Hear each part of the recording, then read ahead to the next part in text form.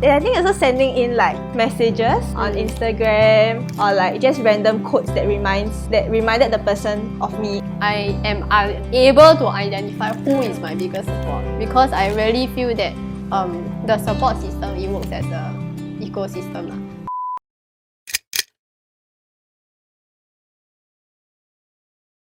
Welcome to our new series, MHCTalks, where we invite guests to share their personal experiences. Through this series, we hope to promote healthy and mindful conversations among youths on relatable events. For our final question, what is one important takeaway from this lesson?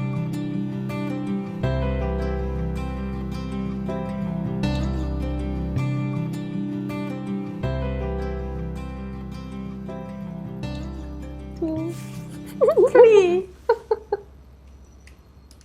What's yours? My key takeaway is really that we are not Superman. We are all humans lah.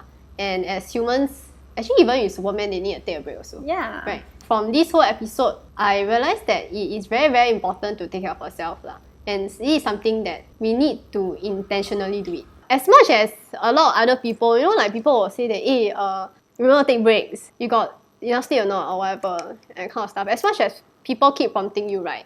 But if you don't do it yourself, you will never, no one can take care of yourself on behalf of yourself.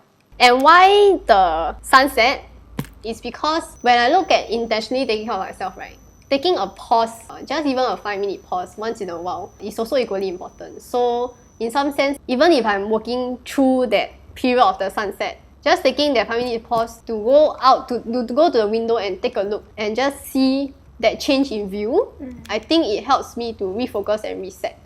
Okay, for me, actually, it's the same.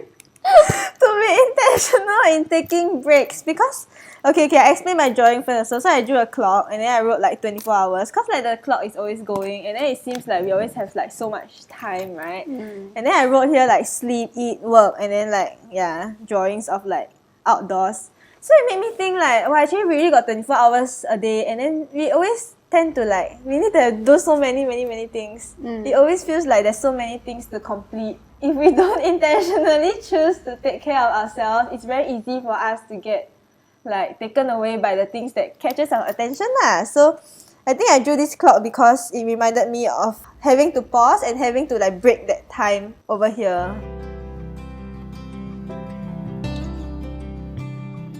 What do you learn from this experience? That it's okay to have bad days and it's okay to not be productive all the time. Yeah, I think it's like I always have the thinking like, especially when this semester I have school online every day, right? And then it feels like, wow, if I feel like I'm not doing work, I feel like other people are doing work and then I should be doing work also because everyone's in the same circumstances. But if I think about it, actually everyone's busy with different things in their life. Some people are also part-time working, some people are also just going out to do their recreational activities. Then why cannot like I give myself that break to be able to do so? I learned to let go. Yeah. There are things within our control and there are things that are not within our control. And we can focus on things that is within our control. If you don't let go of the things that you cannot control, right, I think it will cause you to spiral. And I think sometimes it's also like living up to expectations. Like, are you living? You keep trying to live up to your own expectations. So true. Or like people expectations of you. Yeah. Yeah, and I think it's very bad when emails all that start coming in at late night, and then that's when all the boundaries also start to get blur. Yeah, so I always tell myself to off everything. Another thing that I feel that that really came out, right, is I learned to say no. I learned to manage other people's expectation of myself while managing my expectation of myself. So managing my own expectation to know that I might not be able to do it, and also telling other people that I need more time and space to do it. Yeah, so in some sense, learning how to say no and say that, sorry, I really cannot, and not feeling guilty of that. Okay, next question. How would you say that the pandemic has affected the way you cope with stresses? To be very, very honest, I feel that the pandemic has affected the way I cope with stresses very negatively. In what sense? I feel like I'm confined in the same space, so my coping mechanisms are very limited. Or rather, I limited myself to the type of things I do to cope, which is actually not healthy. But actually, to be honest, self-care is not just one segment of your, it's not just like watching shows and whatnot. But there is a lot of different areas that you're supposed to work on, right? Like even social, physical, everything. I mean, they say that you can actually take walks lah downstairs, but then Have you tried? my excuse is I don't want to walk with a mask on.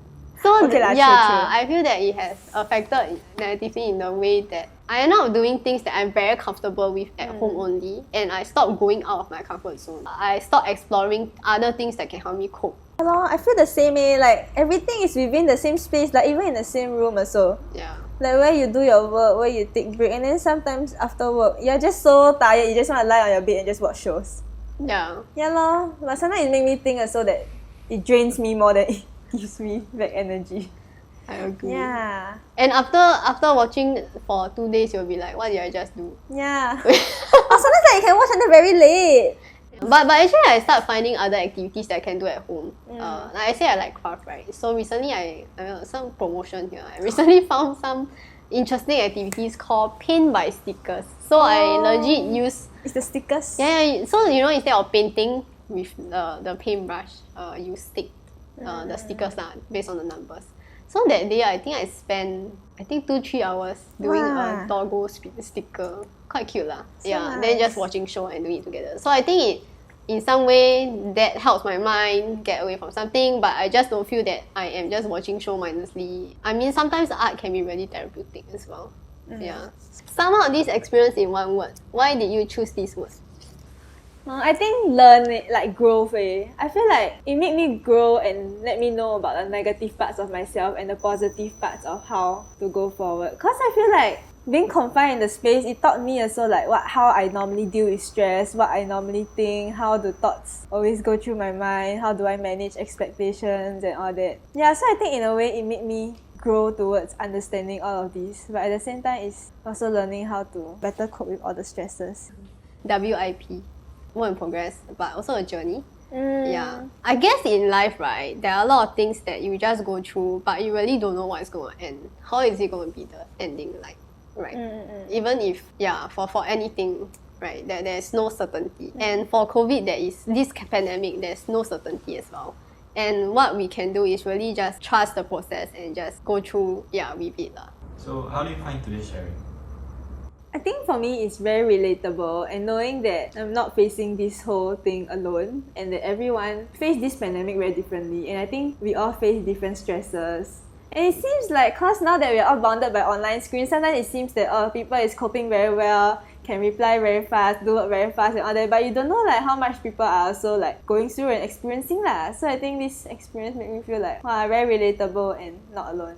I think similarly, I think something that stood out to me is how similar some of our answers are. Yeah, despite being at different stage of life. I mean, it's true, right? Like, you're studying, I'm working, but at the same time, we are facing very similar challenges, and it's affecting us, be it physically, mentally, in a very similar but different way as well. Everyone has their unique set of struggles, but we are not that different after all, and we can be there for each other. What is one piece of advice that you wish the 2020 version of yourself would have known? I feel like for me, it's like it's okay not to be okay all the time. Yeah, I feel like it's always something that's being said, but then like you don't internalize it, and I don't really like accept that it's really okay not to be okay all the time. I wish that the past me would know that like, it's okay to take breaks, it's okay not to be okay all the time, and I don't have to always appear that way to the people around me and to myself. I would say that not doing well in certain things does not determine you, and it's not a failure. So in some sense, we are all trying, and that doesn't determine whether you are successful or you fail in a particular thing. Yeah, as long as I feel that we did our best, right? I think it's good enough lah.